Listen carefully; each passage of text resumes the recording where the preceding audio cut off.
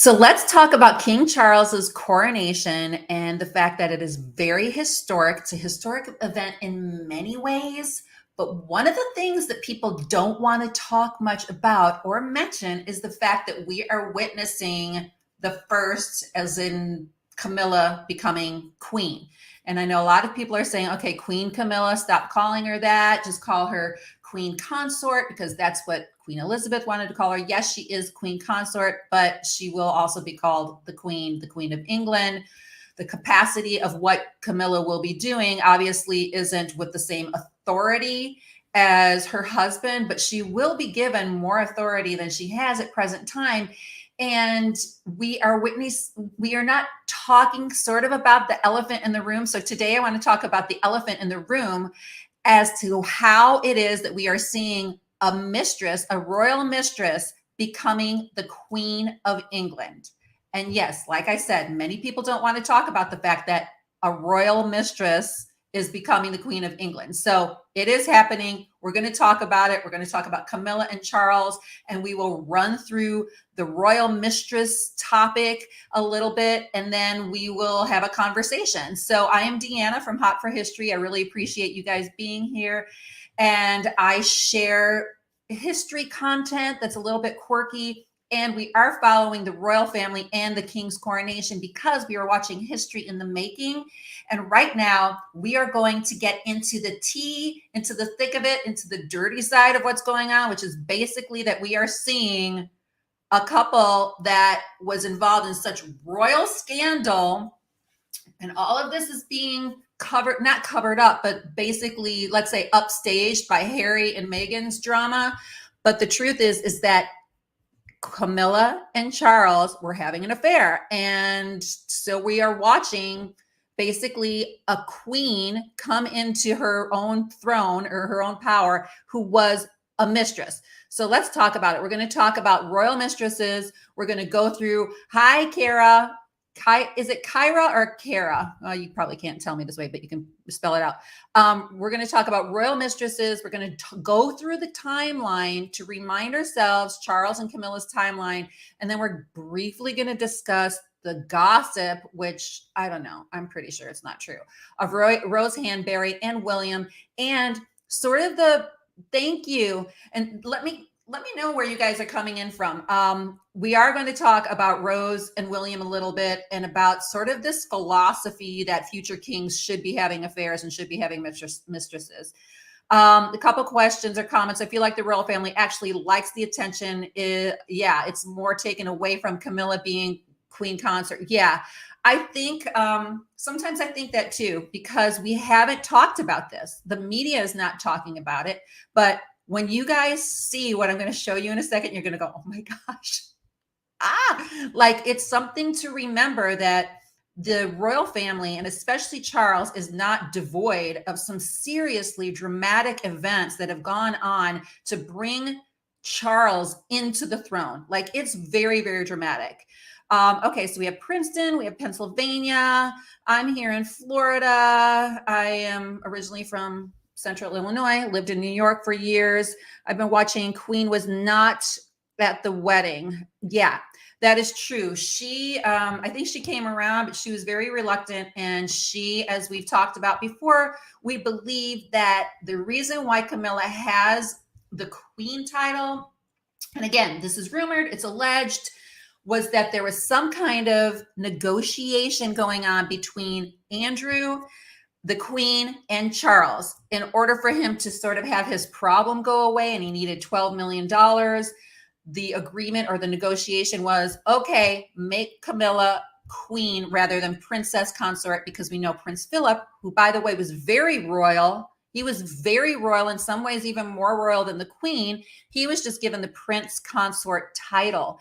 He wasn't given a king title. So yeah, so let's, and there, plus no precedent to call her princess consort. Yeah, interesting reading I've been doing about yeah, so there's all kinds of interesting things. So we're going to go at it. I have 22 slides because I think it's important for us to sort of run through a little bit of the history. So if you guys don't mind, this is what I want to talk about. So it's been, are you guys ready for this?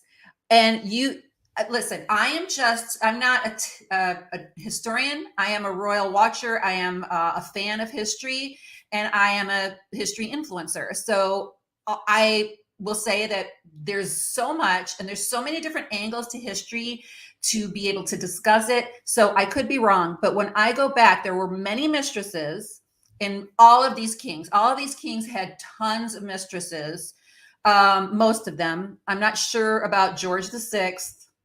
I don't know. And I'm not sure. We know Edward the Eighth, Edward the Seventh had one. Of course, we're going to talk about Edward the Eighth. George the Fifth. Yeah, they say that he had some mistresses as well. But we're going to go back, and I went back through a timeline of royal mistresses who officially were crowned as queen, and it's all the way back to the notorious Henry VIII and Anne Boleyn. Now, I'm going to break that down a little bit. I can't even get over wearing white to Diana, and Charles' wedding. Now that is something I'm going to discuss too, what it's like over there. So we forget how conniving and sinister, in all honesty, this whole thing is. Because if we go back, and we'll talk about this during the timeline, but Kelly, especially, keep me on task when we get to the Camilla and the timeline, because I want to talk about what you just mentioned about the white dress. Okay, so huge drama with Camilla, a UK queen. It's dramatic. I mean, they're not talking about it, but we're seeing a mistress becoming a queen, crowned the queen, the mistress, the affair. Now, with Anne Boleyn, first, I'll just show you a couple of other examples that aren't really great examples. I'll show that in a second. So Anne Boleyn became pregnant with the king's child. She was married to Henry on January 25th of 1533 so that the baby could be a legitimate heir. But Henry's marriage to Catherine of Aragon was finally annulled in the following May by Archbishop Cranmer, thus ending the first of Henry's 6 marriages. The divorce went against the Roman Catholic beliefs, so Henry created his own church, the Church of England. Okay, let's get into that a little bit. I'm going to go back to that other slide because I like seeing Catherine of Aragon. Way back in the 1500s, Henry VIII was married to Catherine of Aragon, who was very well respected, of royal lineage herself. And she just had miscarriages. She could not have the babies. And he was frustrated. She did have a daughter, but they were like, I want a son, right? So he was not allowed to divorce her. So what does he do? He decides, I want to marry this woman in court. Now, to Anne's defense, Anne was keeping her purity and her virginity. She wasn't one of the other ones that were just sleeping around with him. She was trying to do the right thing, but he did get her pregnant, and she did give her purity to him. And then she got pregnant. So what does he do? He marries her before he's even divorced from Catherine. Now, he can say, or some people can say, well, technically, because this is what he wanted to say, my first marriage was illegitimate because she first was engaged or whatever to my older brother, all of this drama, right? So, but that's not true. They were married, and it was illegitimate for him to be with Anne, but she was the one who was crowned. And then she was executed because she couldn't have a son, or she didn't have a son, and he accused her of incest, of affairs, all of this disgusting stuff. So, she was done so wrong.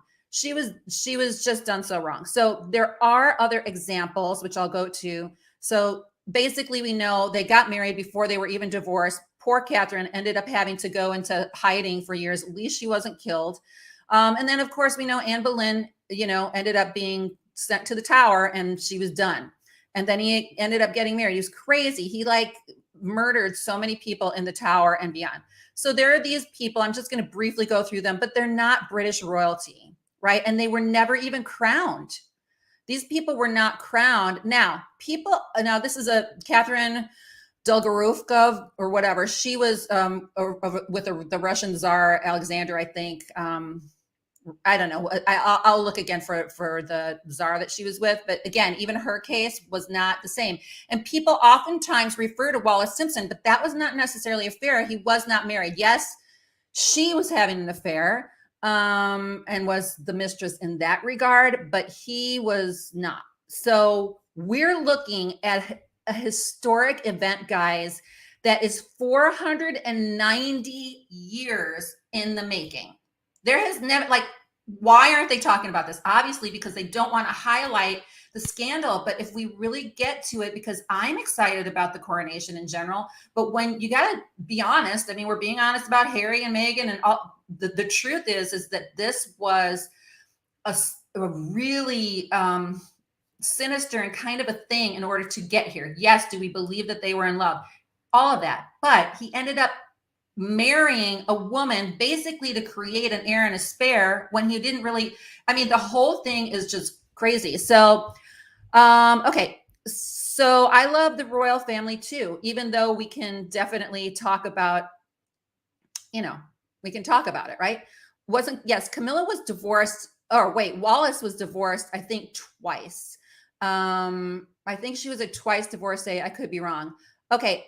Anne had her own coronation and all. So I wasn't actually sure of that before, but I think so. She was crowned. So, but again, that was 490 years ago. So most of the time they try to avoid having the mistress become the queen, but that is not the case here. Okay, yes. Two living husbands is correct. So let's talk about the timeline here. I'm going to kind of minimize myself so you guys can see this. Let's talk about it. So, let me get into the details here. I have to put my glasses on, guys. But this relationship goes all the way back to 1970 when they first, let me see, from 1970 when they first ended up meeting each other. So it was 1970 and they met each other at a polo match. And apparently Camilla says to him, hey, your great grandfather, I can never remember. I think it was his great great grandfather, and my great grandmother had an affair, because Alice Keppel, who was her, relative, and apparently had a baby that ended up being her grandmother that was Edward. So apparently there is let's say a motive thought that it's possible that Camilla and Charles are closer related than you think, like second half cousins, I think. Again, we don't know that for sure because they never will do DNA tests on that type of thing. But that could have been part of the reason why the queen didn't want him marrying her. Another thing was that she was not, they called it intact. Like Princess Diana had to have a couple of exams. One, was she fertile? Number two, a literal intact kind of exam. She had to have that exam. They wanted a pure virginal bride. So that could have been part of the things, but apparently they were in love. But she ended up marrying Andrew Parker Bowles, and he goes off, and then they had two children. And yet Camilla and Charles stayed connected. Okay, so I'm going to look at some questions now, see what you guys have to say, because now we're going to talk about the marriage and get back to Kelly's question. Should not be queen consort. Okay, wait, hold on. So funny. Sometimes my glasses make it worse. Yeah, she broke up a marriage and now she's going to be queen consort. We are being laughed at in the UK. She is the queen consort, and not only that, they're going to call her the queen. They will call her queen, even though, yes, technically she's queen consort. They're already saying, hold on. They're already saying the future title if King Charles passes, which I don't love, Queen Camilla, mother of the nation. Oh, Lord. Okay. Should be mistress of the nation, but whatever. Was that just curtly sounding? Okay. So Kelly, as a reminder, you brought this up, trying to find your comment. You brought this up about her dress. Okay, let me find it. I can't get over the fact that, okay, so in 1981, Charles then finds his bride, which we all love, Princess Diana. Now, to be fair, she apparently did have affairs too, but she did come in with a pure heart, wanting to be in love. And of course, he said, oh yeah, I wanted to make it work. That's later. But at the wedding, Camilla is at the wedding. And apparently, again, I don't know if this was just from the crown, but there was some kind of evidence and a piece of jewelry that that Diana found prior to it, and a note. So he was still talking to her. Now let's break that down alone. I may be a little old school, but when you're committing to a marriage like that, don't continue to talk to your ex-girlfriend or lover. So in my mind, already Charles has a lack of judgment. And I'm just going to be honest. Back then, he may be totally different now. He may have learned. I'm just saying back then, and for many years, do you go into a marriage and act that way? And even if you were forced into it, if you really had some type of values, would you continue to do that? Okay, so let's see. In her gray suit, the wedding. Yeah.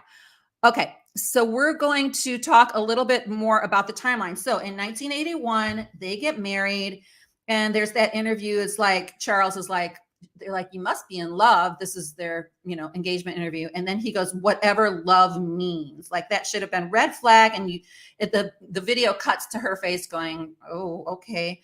And then Diana allegedly found an engraved necklace intended for Camilla while opening wedding gifts. Supposedly, Charles told Diana that a certain amount of time would always be put aside for Camilla. So, and then there was somebody else who said that he actually said, look, all kings have had affairs, and I'm not going to be, the exception. So that's what, that could have been true or not. Okay. Nah, that's old school. Okay. Until you prove you're just friends and you're not ex-friends. So you're claiming Camilla as queen. She isn't queen and never will be. She's the queen consort. Yeah, I know this is a debate. She is the queen consort. She's the queen consort. But there's all of these, I did a whole video on this. There's these different descriptions of the types of queens. Queen Elizabeth, the actual queen, and of course, king now is the king regnant. We don't walk around calling him the king regnant. And then, and you'll see in the papers, and they're already just saying Queen Camilla. So she won't be you're right, that she won't be the queen in the way that Queen Elizabeth was. She won't. But the queen mother, they would call her the queen mother. If there's a queen dowager, they will call her the queen. There can be two queens at the same time. One, as an example, Queen Mother and the Queen of England, who's the Queen Regnant. So unfortunately to us, because I agree with you, Monica, in that respect, she will be called the queen. Whether or not we take it, Diana said, I want to be the queen of people's hearts. That's how I feel. I feel like she's the queen of our hearts. But I would, so probably wasn't as blunt as that, but I could see him as, with his royal privilege, kind of saying that to her. Yeah. And hinting at it. Okay. She will be referred to as queen for sure. She is not regnant. Yeah, exactly. She's not going to be, that type of queen. So you're right in the sense that she will be acting as queen consort. So she's not that type of queen, but she will be called the queen. She won't have as much, as much power as before. So Diana comes in and she understands the assignment. She ends up having two children. It's 1982 and 1984. She has an heir and a spare. She gets it done. She gets the job done. She's trying to figure out how to be in love with him, but she, again, is not perfect either, although many of us see her as perfect. Diana's the queen of the heart, but Camilla is the mistress of the nation. Yeah, so that's going to be our new phrase. So, they're calling her the mother of the nation, and I think that's sort of, I don't know. And I'll be, okay, so we talk a lot about Harry. I'm just going to say this. And again, I don't like what Harry's done. I don't like a lot of what Harry's done, but if you start to think in this context of what is happening, and if that's a matter of his mental capacity, like he can only remember the fact that a lot of the pain in his childhood was the marriage between his mother and his father, and then her death with the media and the focus on her and talking about the affair and talking about divorce, you can kind of understand, beyond all the other things that he says, why he may not want to go to the why he might not want to go to the coronation. Do you guys see what I'm saying? Like, even if we're kind of eye rolling what he and Meghan's doing, if you get to the core of it, That would be hard for me to watch. Honestly, my mother, if I had deep love for my mother and my father, and I was trying my best to have a relationship with him, and yet it would be hard, although I know he's had a lot of time to kind of work through it, but we don't really grasp what that is. So 1986, they're still married. They're still married. And according to People magazine, Charles and Camilla began having an affair in 1986, despite both being married to other people. So later in 1995, during an interview with BBC's One Panorama, Diana, we all know this, she says, there were 3 of us in this marriage, so it was a bit crowded. There were a couple of reports that Diana was seeing other men from 1986 until the end of her marriage, but that was after he basically, the affair was discovered, right? Not to excuse that with her, but she said it was very lonely, it was very lonely in her marriage. And then she, they called her shy die, but a lot of people said, oh boy, she was not shy. According to the Telegraph now, an audio tape Diana made for Morton, her biographer, revealed that she had confronted Camilla about her affair at a party. She stated, I know what's going on between you and Charles, and I just want you to know that. She said to me, you've got everything you ever wanted. You've got all the men in the world falling at your feet with you, and you've got 2 beautiful children. What more do you want? So I said, I want my husband. And I said, I'm sorry I'm in the way, and it must be hell for both of you, but I do know what's going on. Don't treat me like an idiot. So she's like, girl, I want my man. I want my man. That's what I want. So what the heck are you doing? So that, that went on. Okay. So I feel like people would respect Harry.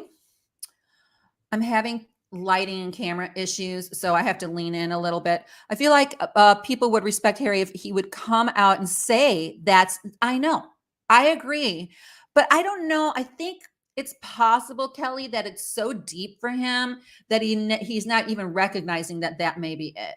The main thing. It's like sometimes the main thing is so painful to face that you project it into all of those other things. The other things I'm sure are legit in some ways, but yeah. So there you go. So 1993, I think 1995. Okay. So 1993, there was a phone leak.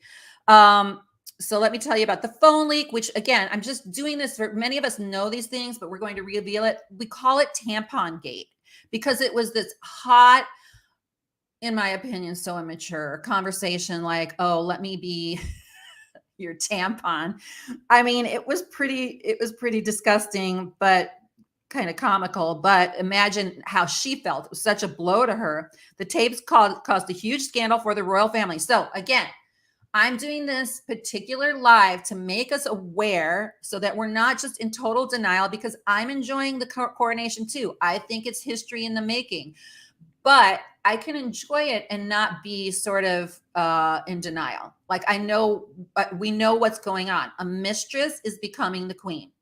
That's the truth. A mistress is becoming the queen, and a mistress is becoming a queen. A woman and a man who basically were relentless in, kind of slithering their way into the position that we're going to see on May 6th. And again, they may think, okay, it wasn't that conscious. We just actually were in love and all these things happened. But I'm sorry. I don't know what else went on in those conversations. Was it like, okay, I will marry her. I'll have the kids. But now it's 1986. I have an heir and a spare. Let's get with it. Because People magazine says that they've had the affair since 1986. We don't know if that's true. But he did admit in 1994, when they're still married, he says he was asked about the rumors of his affair with Camilla. When asked if he had been faithful and honorable to Diana, he says, yes, yes. And then he goes, until it became irretrievably broken down, us both having tried. When asked about Camilla, he said, she's been a friend for a very long time and will continue to be a friend for a very long time. So in my opinion, oh, great. There's like the lawnmower out there. In my opinion, this was premeditated. It's so much. Okay, a good long PR plan went into place. Well, that's what I'm thinking. Good long PR plan went into place to get her here. And the PR plan was to make her sound better than what had happened. Oh my gosh, they're mowing the lawn out there. Okay, I'm just going to have to be loud. Okay, so 1995, she divorces. In 1996, he divorces. No. Okay. In 2000, in the 2002s were so stepped with occult references.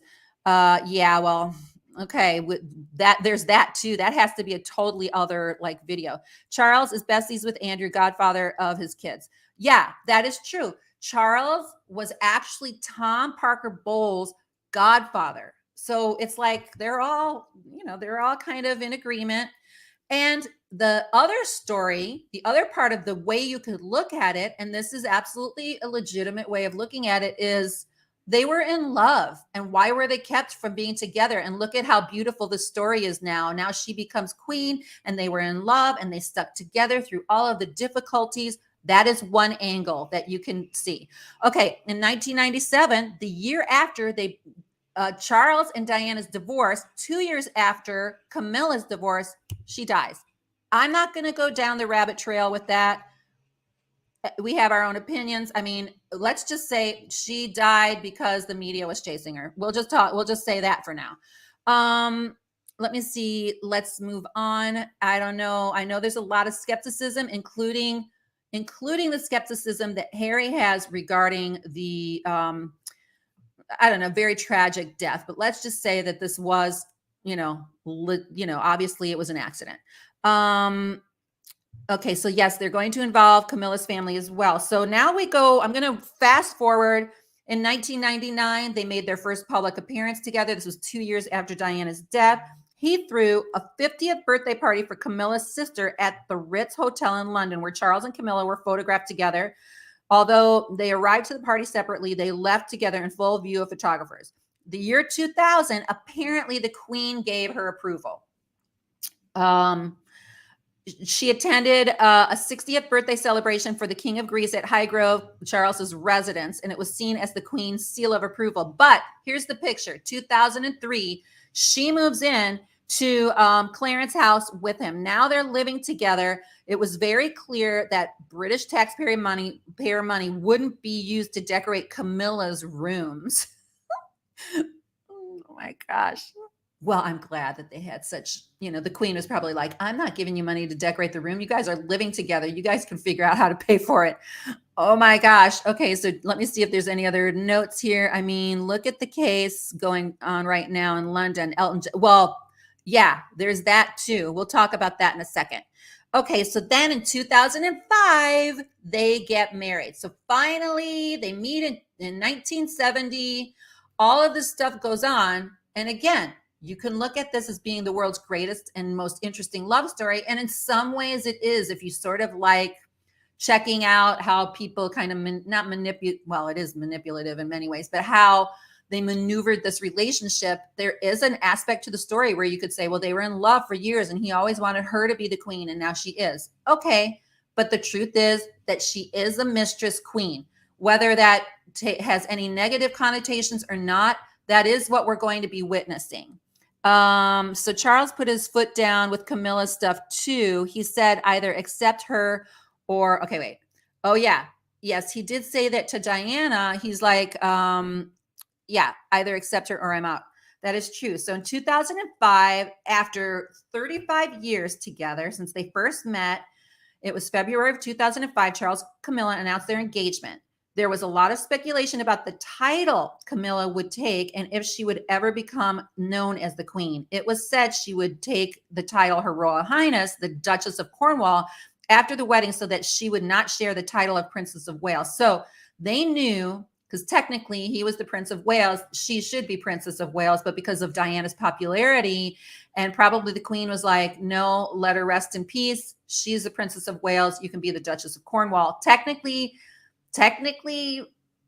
Camilla sort of was, but not. She wasn't known as that. So on April 9th, they got married in a civil ceremony at Windsor Guildhall. Prince William was the best man. The Queen and Prince Philip did not attend the ceremony, but they did attend the reception and official blessing at St. George's Castle. So the Queen didn't want to attend. Why? The Queen didn't want to attend because she did not want to, as the head of the church, endorse what was going on. That was way back in the day in 2005. 2015, he opens up about his relationship on their 10th anniversary. And the same year, during an interview with CNN, Charles talked about his relationship with Camilla. He said, it's always marvelous to have somebody who you feel understands and wants to encourage. Although she certainly pokes fun if I get too serious about things, and all that helps. So again, one aspect of this is that this is an amazing love story. Because I mean, let's just, let's just look at it. Charles was not allowed to marry. She ended up getting married. And so then he's like, well, I can't marry her because whatever. He tried, like, there were like several women, including his cousin, that he's like, let me marry her. But that didn't happen. It was Amanda Natchbell. She couldn't be part of the civil ceremony outside of the church as head of the Church of England. Yes, that is absolutely true. The Queen could not be a part of the ceremony. So like I said, one aspect is it was a love story, but let's look at what happened. Diana, 2 children. I don't like how many people, especially if you're the king of England, you do have decisions to make. You could make the decision where like, okay, I wasn't able to marry her and I am married to this woman. I'm going to try to make the most of it. And I'm going to try to make it happen. We have 2 kids. I'm going to take the high road, not be calling this chick to like start to, stir the pot a little bit, make me feel all, juicy. So like, let's not have those conversations. Let's take the high road. Let's be professional. I'm the king here. Let me not do that. Right. Instead, it's like, oh, I'm going to talk to her. If he's talking to her and in love, then there has to be a part of him that's thinking, how can I make her the queen? How can I make her my bride? But if you want to avoid that temptation, wouldn't you not make those calls? Again, I might be a bit old-fashioned in that regard. It's a twisted love story, but we got the Prince's and Mine of Secession out. Okay, it's twisted love story, but we got the Princess and Line of Secession out of it all. That is true. And his reign will be short compared to Her Majesty. That is true. And it is a twisted love story. It is a love story. She still is a mistress. And again, some of us might not see that as such a negative connotation. It might not be such a negative connotation, but it is something that is true that we can talk about. So let's talk about this now. So here we go. All of us cringe. And I know there's a couple people here that really cringe at even this title. Like when they see it. Ooh, no, please put the consort in. Please put the consort in. She is the queen consort, but she's also going to be referred to as the queen. The queen, yeah. And there are examples of queen consorts, by the way, when the king was out of town, being put in a position to have to act in authority. If you look back at history, so she will be the queen. It's sort of like a plug and chug moment. You you're just going to have to deal with it. When God forbid he would pass away before her, then she wouldn't be known as the Dowager Queen. Just so you know, she'd still be known as Queen Camilla if he passes away before her. And if you think he didn't, you are crazy. This man doesn't deserve. Okay, let's talk about that. I like when people get a little passionate. If you think he didn't, this man doesn't deserve to be king, let alone his side piece. So this is, and again, I might, maybe Mia here is a little old-fashioned too, but I would think he's going to make a vow, an oath to be in charge of the Church of England, which to some of us means, okay, have a high standard, have high values, have a high moral ground. He's also taking an oath really for justice and for, I think it's justice and mercy and grace and all of that stuff. So if it's justice, like you should, if they're the king, idealistically, romantically, you think that they will have higher values and higher standards. But I can think of men like on the farm in North Carolina and in Illinois, where I've lived before, that would not have taken those steps that he would do. And they would have even sacrificed maybe their own personal desires for the sake of this entire concept. And yeah, sacrifice love. That's a big thing. People say you shouldn't sacrifice love, but should it all be about your emotions all the time? I don't know. So let's see. Let me read some of these things and then we're going to talk about William. I accept it, but don't love it. I don't accept everyone to constantly say Queen Consort Camilla. Yeah, for short everyday life. They're just going to say Queen and stop correcting people like myself who say Queen. It's not like I'm excited about saying that. I'm just using the term because it's the term. I could agree because I had somebody who was upset that I didn't just always refer to her as Queen Consort, because you're going to see it. If you look at headlines, if you look at the, publicity that's out there, it's already out there as Queen. I could agree, but too many changes leave holes for the future. Secession rules, etc., keep the monarchy from tail spinning out of control. Plus, we enjoy the monarchy and don't want it. Yeah, exactly. I mean, he did. Diana understood the assignment, gave us 2 children. We don't know. Maybe they had conversations behind the scenes early on, but she certainly did appear upset that Camilla was at the wedding, that she got a gift that was for Camilla, that, he admitted to having an affair, but she did her work. But the tragedy of her ending is so sad. And what we're witnessing again is something that has not happened in 490 years. And so it's rarely happened in history. It's not rare that kings have mistresses. That's not rare. What's rare is that the mistress is crowned the Queen of England. And again, I know that's cringy to say, but it is what it is. Accept her or I'm out. Please be out. Let William be king. Oh, I know. I love Will and Kate. We're going to talk about that in a second. It's life. They're already saying Queen Camilla. Yeah, they're already calling her that. So we're going to talk about this since I have Mia's comment up. I also love William and Kate. Now, this rumor has been going around for, I don't know, 2 or 3 years. I personally don't believe it. That's me, because the reason I don't believe this rumor is the following. Now, William doesn't get all into his feels like Harry and talk about him all the time, right? But he has talked about the pain of his childhood. And I don't believe for a minute that he would subject his children to the same kind of struggles and pain that he went through. I just don't. So there was a rumor that Rose Hanbury, who is his friend and Kate's friend, and she's married now to I think they call him the Marchioness, or she's the Marchioness of Cholmondeley. That's how you call it. But her husband's name is David Rock Savage. I love that name. The Marquis of Cholmondeley.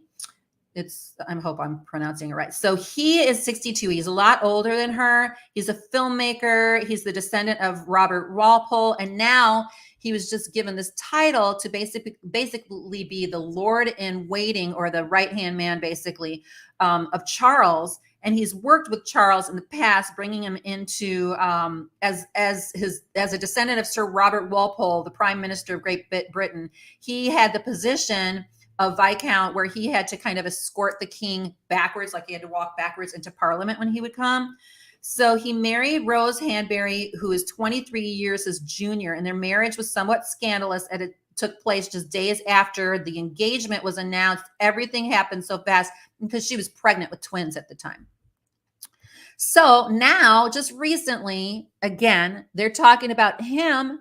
Do you expect me to be the first Prince of Wales? Oh, I mean, I still don't believe it. But again, I believe that a future king of England could be having an affair on his beautiful wife. Yes. But do I think William is? I don't want to believe that, but we will see. I just can't believe it because, I mean, Kate's just almost perfect.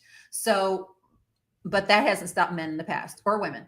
So I don't know. I just don't believe this. Do you guys believe this? The rumors about Rose Hanbury and Will. Do you believe it? I don't believe it.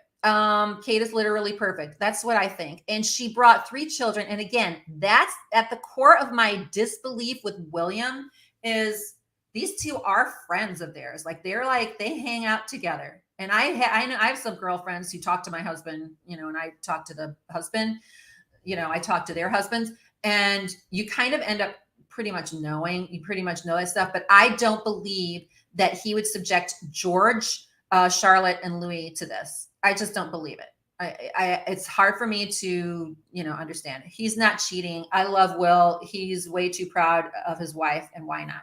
Yeah. Plus, I saw her smacking him on the butt recently. So, there's that. A little bit of PDA. All right. So do you guys have any more questions? What do you think? Like, I want to hear what you guys think about the fact that, we do have a royal, we're watching a mistress be crowned. Is it a big deal? Maybe to many people, it's not. It is a historic event. It's historic. It has not happened. And again, it's not like we have the media really discussing this. Like, they're really not. So what do you think about it? So let's see. No, I don't believe Will would do this to his family and allow the destruction to happen again. I agree. Okay. All right. So I think, unless we have any other questions, I think that's it. I just really wanted to share with you. It is historic. We've watched this over the course of 30 years. Yeah. So I don't know. I think I can kind of watch it and be like, enjoy. Like, I'm excited. I did a short about Andrew Lloyd Webber, which his son just passed away, but he's doing all this music, and there's all this great music of the coronation service. There's Charles is doing a lot of things right. He is doing a lot of things right. He's kind of slimming things down. People don't like it, but they wouldn't like any kind of shift in the monarchy. It's dramatic. It's always going to be dramatic. So still be granted the title. So let's see. Diana should still be granted the title as late king mother, at least when William wears the crown. Yeah, that would be sweet.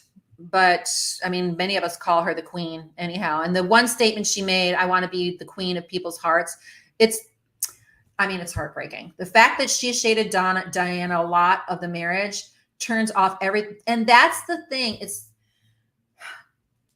what they present. Because I think Dota said something like, yeah, they're trying to make her, the PR, it's a great campaign that they've done. They've made her, respectable. People are like, yes, the queen.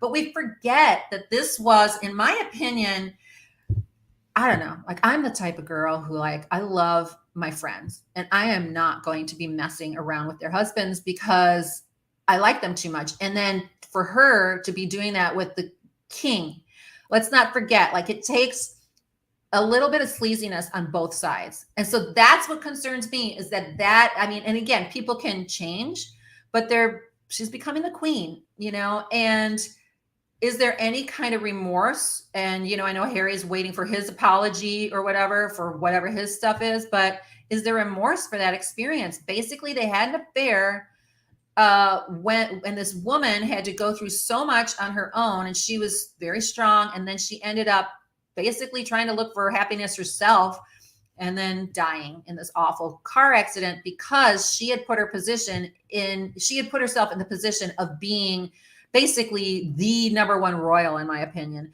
at that time. Like, she had so much attention. She was charismatic, beautiful. She created beautiful children for the royal family.